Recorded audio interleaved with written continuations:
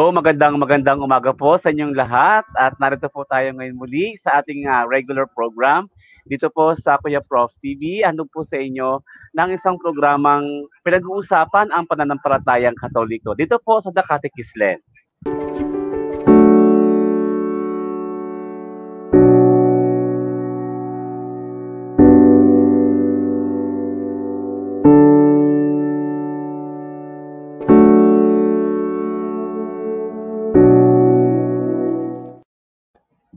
Muli po, magandang araw po ng Webes sa inyong lahat. At ito muli, to Teacher R, dito po sa The Catechist Lens, ang inyo po napapanood at napapakinig every Thursday, dito lang po sa ating KP Television na handog po sa inyo ng aking kasamang si Dr. Aldrin Tenerife Sacristan. So maraming salamat po ulit sa mga naka-tune in po sa ating programa ngayon at talagang napakaganda at napaka-espesyal ang ating bisita po sa araw na ito ng Webes sa ating programa. Kaya po sa lahat po ng mga nakakapakinig at naka-tune in po ngayon sa atin, na ngayon lang po nakapanood dito ng The Catechist Lens, ay maaari nyo pong i-subscribe at i-share din po at huwag niyo pong kalimutan pindutin yung bell button para po ma-update kayo ng mga bago naming programa dito po sa The Catechist Lens at sa KP Television. Ganun din po, meron po tayo mga questions for today na maaari nyo pong ilagay ang inyong sagot sa ating chat box o sa comment box at i-anunsyo po namin ito maya-maya bago matapos ang ating programa. Meron tayong unang question para sa The Philippine Star. Kailangan lang po dito ay meron kayong, of course, meron kayong hard copy, yung kopya mismo ng The Philippine Star.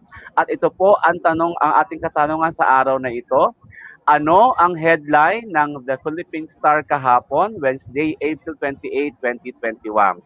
So ayan, kung meron po kayong Philippine Star na issue kahapon, kunin nyo na po at ilagay po ang inyong sagot sa ating comment box. At kung sino pong unang makakabigay ng tamang sagot ay mabibigyan po kayo ng prize mula sa KP Television. Ayan po. So mamaya po sa aming pag-uusap ng ating very special guest, ay doon po ako kukuha ng ating tanong para sa ating Cate Quiz for today. So sa lahat po ng ating mga nakikinig ngayon, makinig po kayo, tapusin niyo yung programa para po makuha ninyo yung tamang sagot at ang sa mga maaari magsumagot dito ay i-comment nyo lang din po sa ating programa ngayon. At muli po sa ating mga viewers, ay pwede po kayo maki-join sa amin ng ating very special guest for today sa pamamagitan po ng pag-type ng inyong comment, ng inyong insight, o maaring tanong din sa ating special guest. So ayoko na pong patagalin pa ito sapagkat ako din po ay tuwan-tuwa at ako pinapaunlakan ng isang napaka-special na tao na pari at isang awardee pagdating sa ministry ng evangelization using the multimedia using technology as a platform, at talagang siya po ay kilala na siguro kilala na hindi lamang sa Pilipinas kundi maging sa ibang bahagi ng mundo sa kanyang patuloy na ginagawa sa larangan po ng evangelization. Napapakinggan po natin siya at nakikita sa kanyang araw-araw na reflection sa almusalita. Maaari na pakinggan nyo na rin po siya sa kanyang mga binibigay na mga recollections sa iba't ibang parokya. Hindi lamang po sa Diocese of Novaliches, kundi sa iba't ibang pang mga dioceses na dito po sa Maynila at kung saan-saan pa. Siya po ang kasalukuyang Kura Paroko ng Kristong Hari Parish and Shrine for the Youth ng Diocese of Novaliches. Palakpakan po natin virtually si Reverend Father Luciano Feloni. Good morning, Father! Good morning, Art. Good morning sa ating mga viewers for today. Yes, po. Father, it's really my pleasure to have you. Alam nyo, Father, talagang pinag-isipan po namin ito ni Kuya Prof. Paano po namin kayo ma-invite? Sabi ko, Kuya Prof, parang hindi ko ata kaya si Father Feloni na ma-invite sapagkat napakarami niya ng gawain sa diocese, sa parokya, at sa buong meron pa silang bagong e-pray, Father. Last time po nakausap ko na din dito, guest ko po si Kuya Jun. Siya po yung na-invite ko dito para magbigay po ng kaunting overview nitong e-pray. And it was really very effective kasi marami po sa mga friends ko ang nakapag-contact na po sa mga pari. Yes, Father, talagang sabi nila, natuwa sila kasi po talagang mismo pari daw yung tumawag, nag-offer ng dasal. At siguro mamaya, Father, medyo sesegue tayo ng konti doon sa bahagi na yun. Pero ngayon, Father, no, gusto ko lang pong magpasalamat talaga po sa inyo. Unang-una pa lang. So, Father, ang nais ko lang po talaga ngayon na makakwentuhan kayo, may kinalaman po ito sa ongoing na proyekto ng diocese. Kasi po, last time, na-review ko yung iba ninyong mga videos. Napanood ko doon yung video ninyo na kayo yung nagsasalita. Parang bago lang ata kayong lipat dun sa parokya.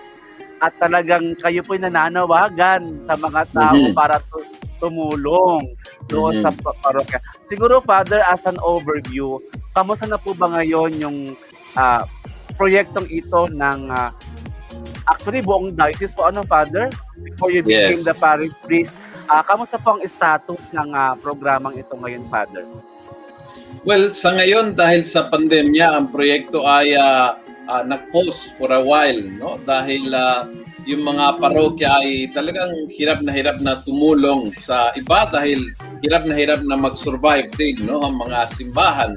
At the same time, papasok-labas tayo ng mga ECQ, MECQ na binabawal yung mga construction projects. So, talagang practically is on a pause yung project. Noong bago magsimula ang pandemya, we were very happy kasi nailagay pati yung mga beam. So, that it was already the 8th floor, is an 8th floor church.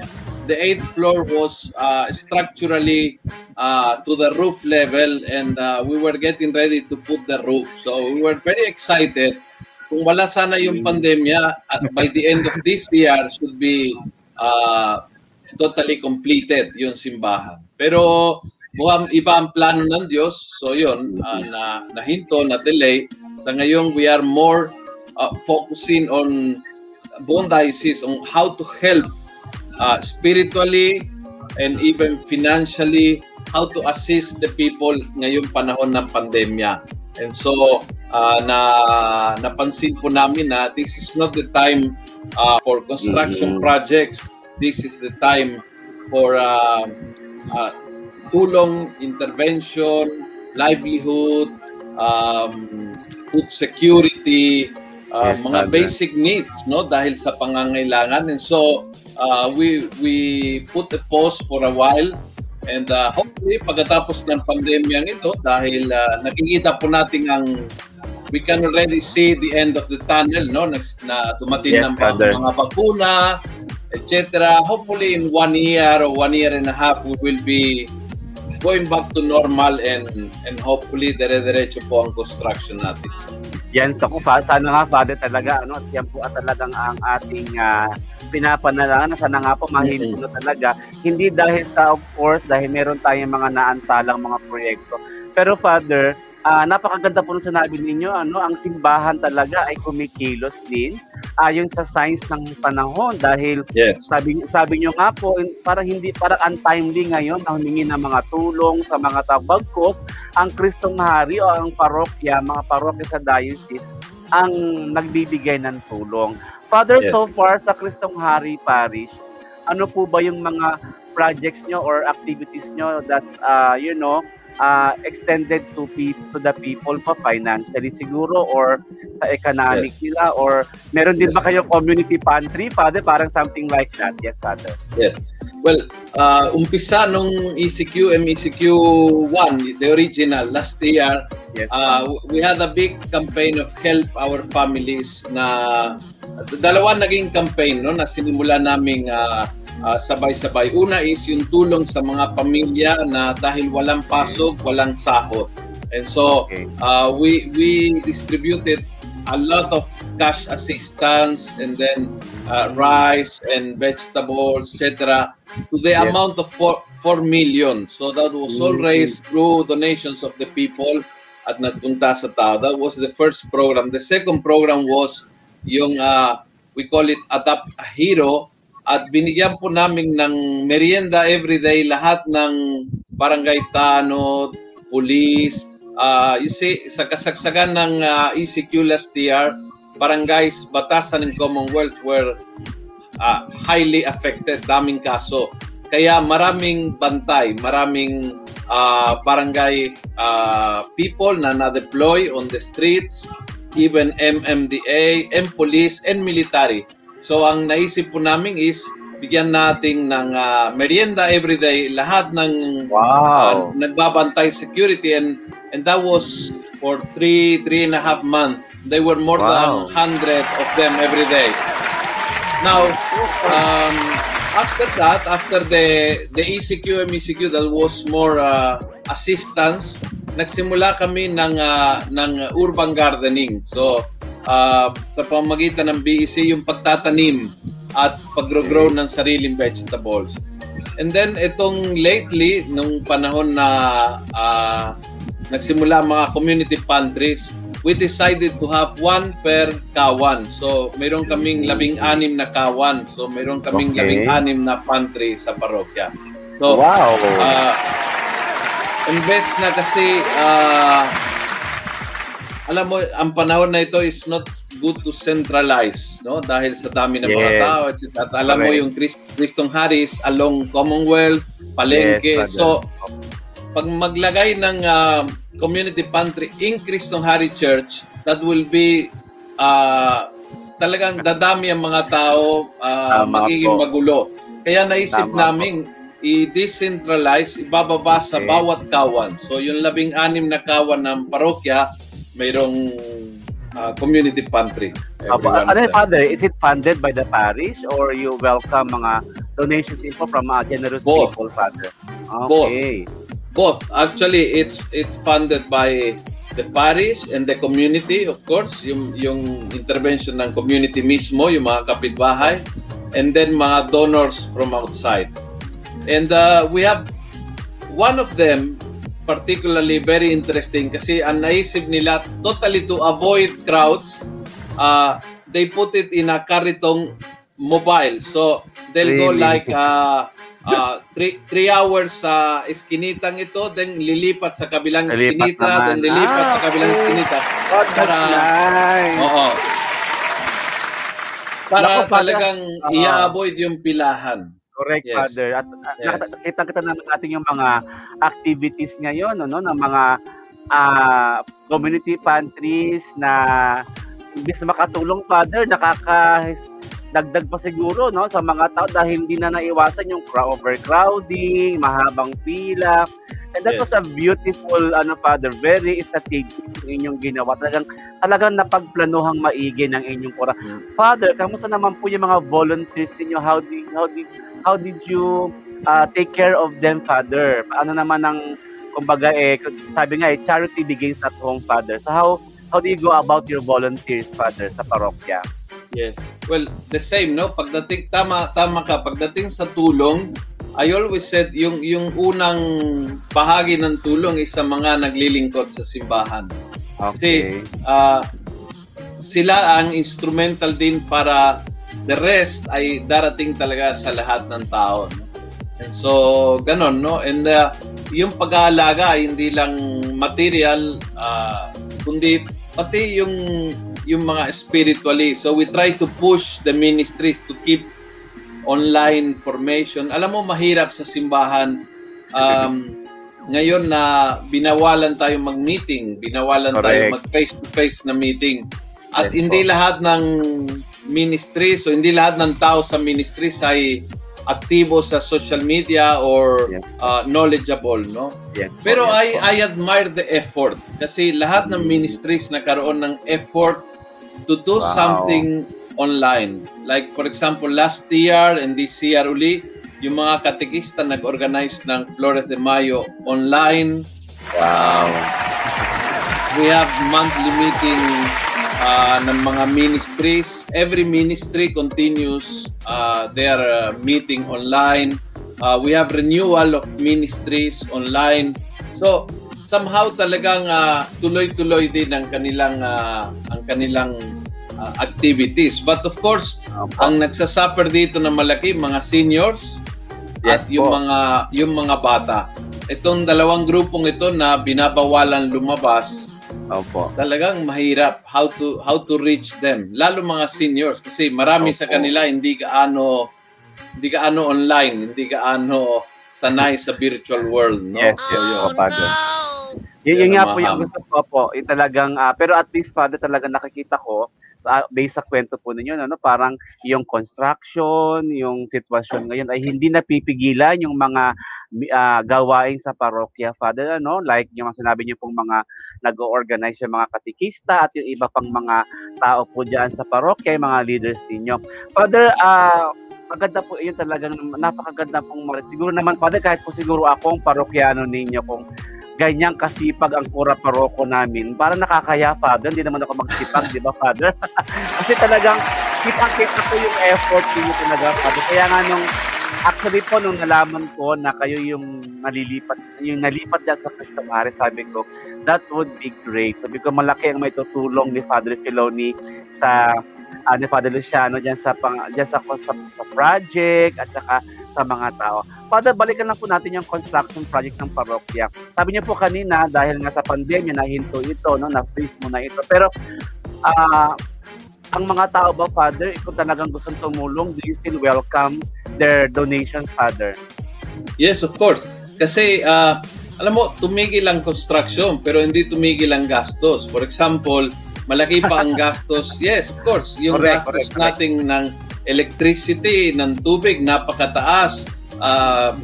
Yung costing ng construction kasi may mga staff ng construction, may mga, siyempre ang laki ng project, so mayroon tayong security guards, so lahat po yun ay kailangan bayaran, and I tell you, it's quite expensive na kahit hindi nako-construct, just to keep things was very expensive. Hanggang sa mga 2-3 months ago, we had the crane, yung malaking crane, no? And gamit man o hindi, you pay it every day. You have to pay. Correct. Oo. So, lahat po yun ay malaking gastos. Yung mga nagko-construct, alam po nila, no, na sometimes mas expensive yung hindi pa nagko-construct kaysa nagko-construct. No?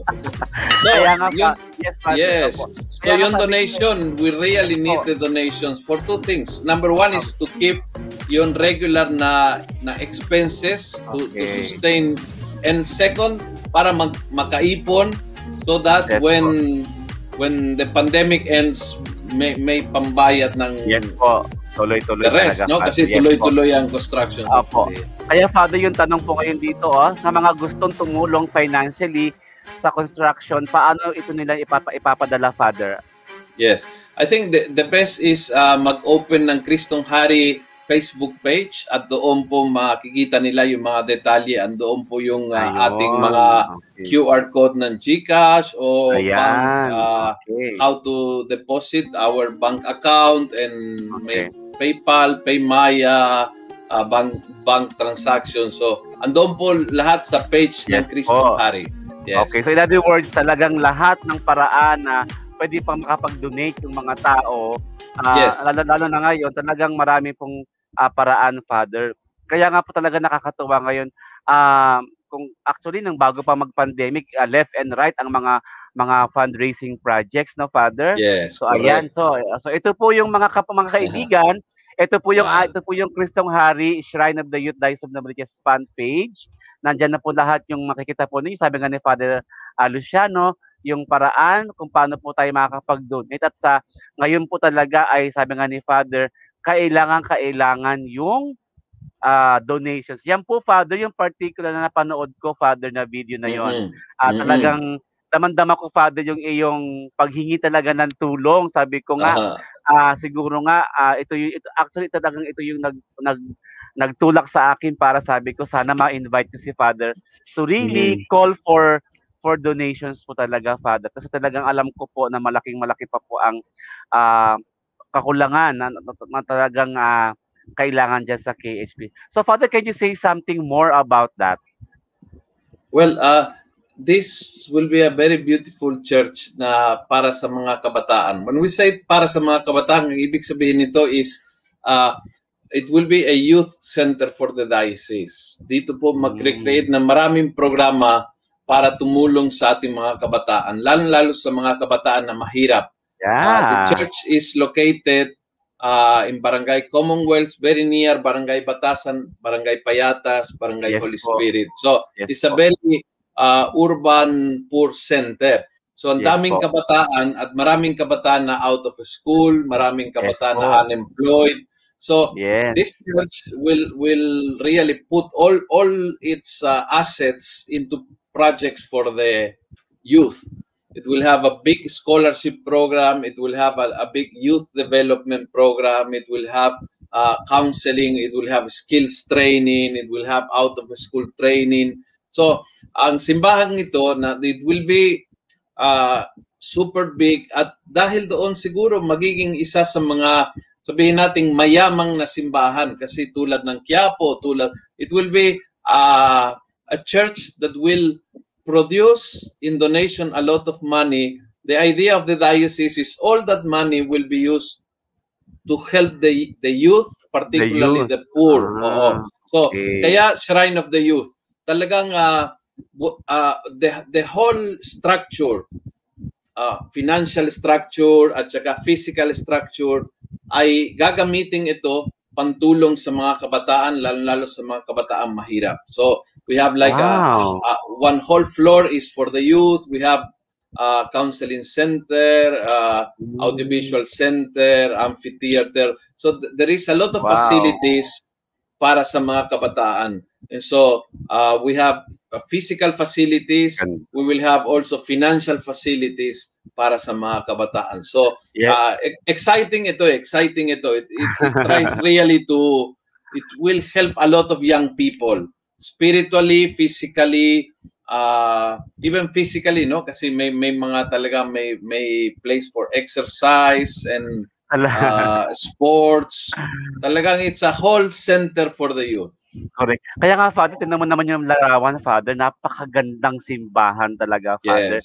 Well, that's the second thing. The second thing is gustong maging a very Catholic landmark along Commonwealth. Correct, Father. Commonwealth ay talagang punong-puno din ng ibang simbahan, no? Na talagang strategically itinayo along Commonwealth, no? Even there was a move in at the city level to name Commonwealth Avenue, to name it Manalo Avenue, no? And so the diocese said, okay, let's put a very strong Catholic presence along Commonwealth. So we have already St. Peter, that it's a landmark. Yes. And so let's have another strong landmark along Commonwealth.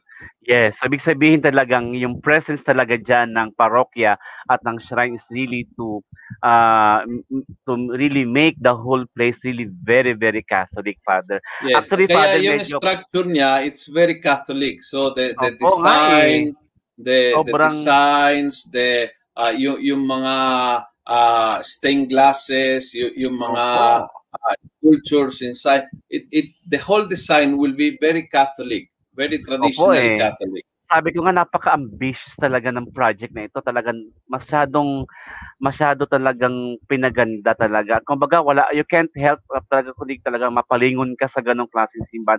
Actually, Father, modesty aside, gusto ko lang pong tanongin kayo bilang isang pari na Katoliko. Nakakaya pong tanongin, pero gusto ko lang pong malaman yung side ninyo na yung inyong relationship towards other mga non-Catholic, like yung kapitbahay nyo lang dyan, Father. O kamusta naman po kayo sa pakikipag-ugnayan po sa kanila? Kung meron pong ugnayan nangyayari, Father. You know, to be honest, dito sa Commonwealth, hindi maganda, hindi pangit, para non-existent. Nung lumipat ako, I went, I asked for an appointment with yung ministro ng iglesia ng katabi namin.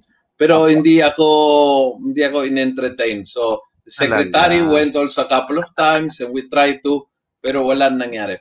I had kasi may good experience ako previously kasi galing ako sa Camarin, Caloocan.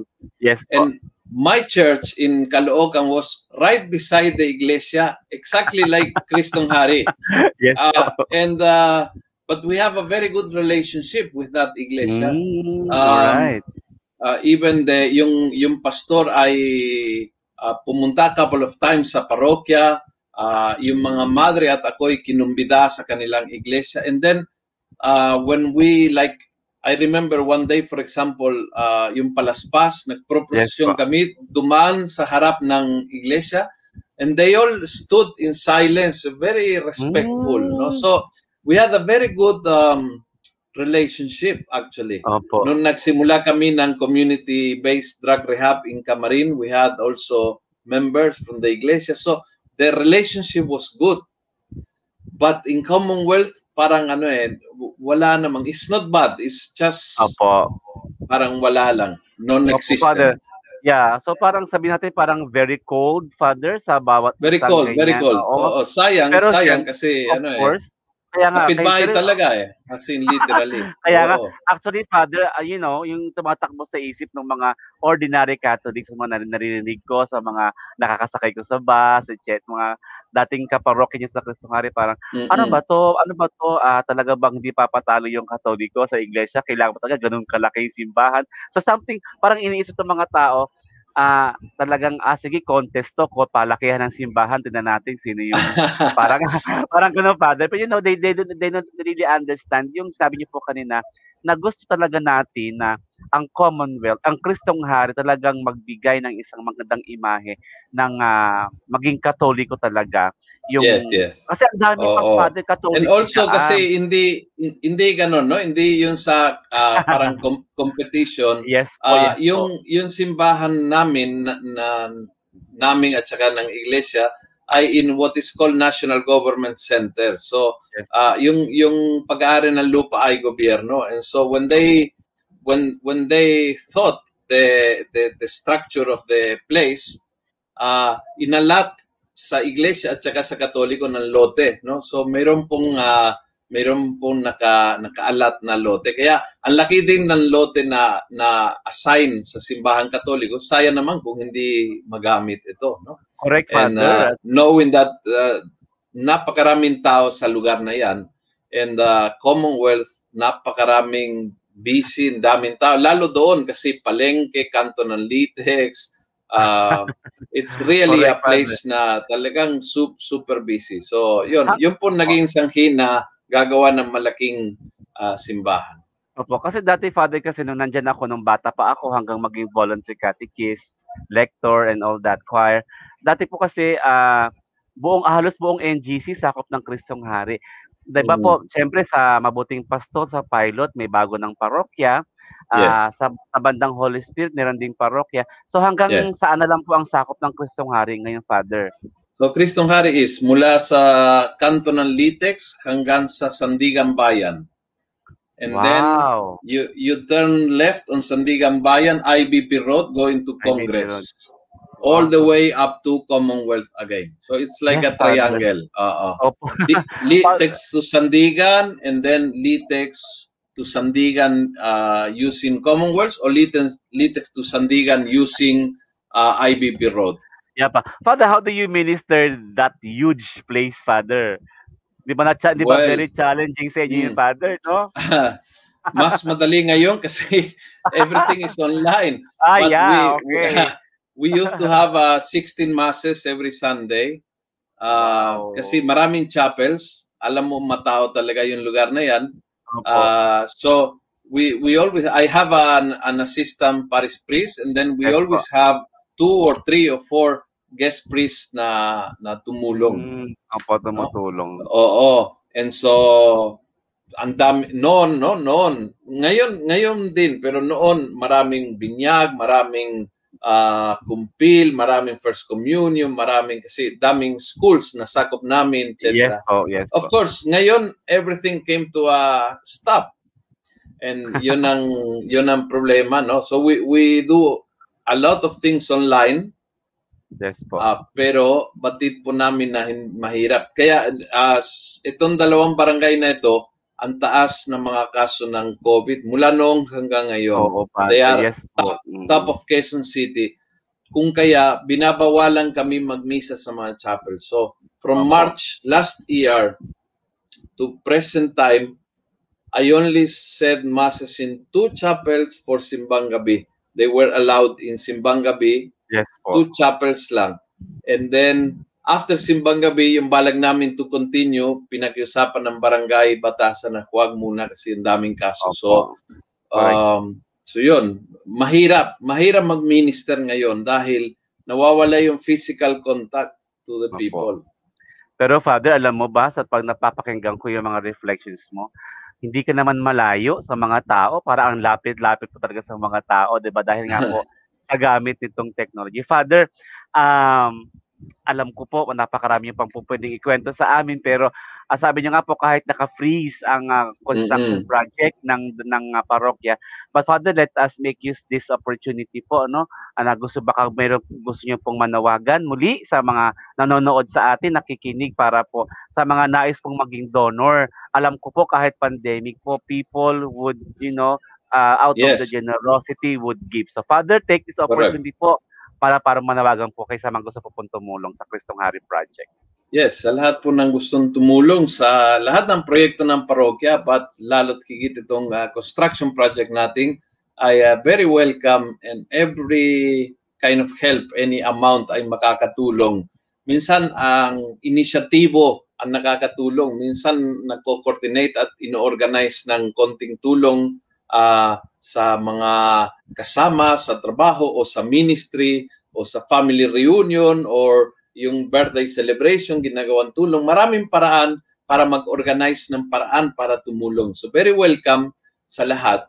But higit sa lahat, ito sinasabi ko mula ngayon, pag natapos itong pandemya, ialay po natin kay Mama Mary ang ating inandesay, itong regalo, yung shrine para sa kanya.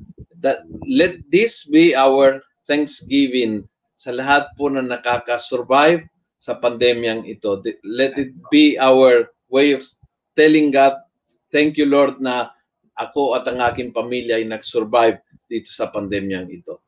Yes po. So ayan po mga kaibigan, nandiyan po sa inyong screen, makikita po ninyo kung paano po kayo makakatulong. Just simply hanapin nyo po ang www.facebook.com/parokya ng Kristong Hari.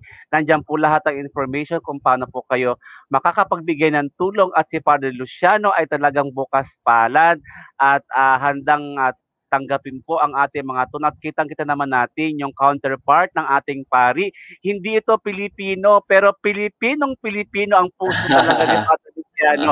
At ang nakakatuwa po ang mga Pinoy, kasi Father, tuwan-tuwa siya sa mga foreigners like you na mas mahusay pa sa aming mag-Tagalog, Father. Talagang sobrang ako tuwan-tuwa ako, Father, when the first time I saw you sa mga meetings, ganyang gatherings. And then finally you became the Parish Priest of Kristong Hari, where my faith, Father, have started to grow as a young altar boy, then became catechist, choir, lector, and then until finally I went here sa place ko ngayon, sa parish ko ngayon, dahil dito po ako nakapangasawa. So then I begin to continue my ministry. Pero Father, I promise you, I'm just one message away. Whatever help I can extend po. Thank you so much. Opo. Ano lang po, Father, andito lang po ako. That's why I tried my best to help. Father, for the last time po, muli po gusto ko pong magpasalamat sa inyo sa oras na binigay niyo po sa akin at saka sa The Catechist Lens program. This will be one of my best programs, Father, dito sa The Catechist Lens. So, Father, before we go, may pwede po bang, can you give us a blessing before we end this program, Father? Yes. Manalangin tayo. Sa ngalan ng Ama, ng Anak, at ng Espiritu Santo. Amen. Amen. Panginoong, hinihiling po namin ang iyong bendisyon sa amin, sa aming pamilya. Panginoon, iligtas mo kami sa lahat ng uri ng kapahamakan. Higit sa lahat, iligtas mo kami at ang mga mahal namin sa buhay mula sa COVID-19. Panginoon, hinihiling po namin tapusin nawa itong pandemyang ito, ilayo sa aming ang virus na ito, at bigyan, Panginoon, ng bawat isa sa amin ng kapayapaan, kalusugan, lakas ng loob, at ng kasiguraduhan na ikaw ay kasama namin sa lahat ng araw ng aming buhay. At ang lahat ng ito'y hinihiling namin sa iyo, Panginoon, na nabubuhay at nakahari ngayon at magpasawalang hanggan. Amen. At pagpalain kayo ng makapangyarihan Diyos, Ama, Anak, at Espiritu Santo. Amen. Amen. Maraming salamat, Thank you. Father Luciano, sa inyo pong Salamat oras po. po. Father, ayan po, sabi po ng isa nating viewer for our Inang Desay, inaalay natin bilang pasasalamat sa Diyos ang pagtulong para sa construction ng Cristong Hari Parish. Maraming salamat po, Father Filoni, for your zeal in serving God and His Church. From Salamat, Maria Elena. Maria Galing Elena. po din po kay sa isa po nating anchor dito sa KP Television. Magandang tanghali po, Teacher Art and Father Filoni. Ayan po, may nagigil po sa inyo, Father. Si Lorna rin po kasama natin. At sa inyo pong lahat, maraming salamat sa pagtutok, Father. Thank you so much. Thank you very much. Father. Salamat. Salamat po sa inyong oras. Thank you po. God bless. Okay. Yes, God bless po. So ngayon po mga kaibigan, para po sa ating Catty Quiz for today, kukuha po ako ng tanong mula doon sa kinuwento po sa atin ni Father Filoni. Ang ating pong Catty Quiz question for today ay ito po, magbigay ng isang concrete na programa na sinasagawa ng Parokya ng Cristong Hari sa pagtulong sa mga tao ngayong pandemya. So medyo mahaba yung tanong ko. Just give one concrete activities or projects o program bukod sa construction na ginagawa po ng parokya para sa mga tao ngayong panahon ng pandemya. So if you know the answer, i-type niyo lang po sa comment box. Okay? At bibigyan po namin kayo ng prize. Kuya Prof, ano yung prize natin, Kuya Prof, para sa ating Catty Quiz? Kayo ay makakatanggap ng isang 500 years t-shirt mula po sa The Catechism Lens. So maraming salamat po sa inyo lahat. So muli po mga kapatid, ngayong araw na ito ay talaga fruitful ang ating programa at kwentuhan sa pakikipanayan po natin at sa pagbabahagi po ng karanasan at magmi-minister ng isang napakasipag na kura-parokon mula sa Diocese of Novaliches ay si Father Luciano Filoni. Tuloy-tuloy po nating ipanalangin lahat ng mga pari sa ating diocese sa buong mundo sa pagtulong sa mga tao, lalo tigit ngayong panahon tayo ay nasa pandemya pa rin. So muli po, sa ngalan po ng KP Television, maraming salamat po. Dahil nga po dito sa The Catechism Lens, ito ay mayroong usapang Kristiyano, usapang Katoliko. Muli po, sa susunod na Webes, para sa ating programa muli, The Catechism Lens. Maraming salamat po sa inyong panonood. Kuya Prof, si Kuya Prof, si Kuya Prof, si Kuya Prof.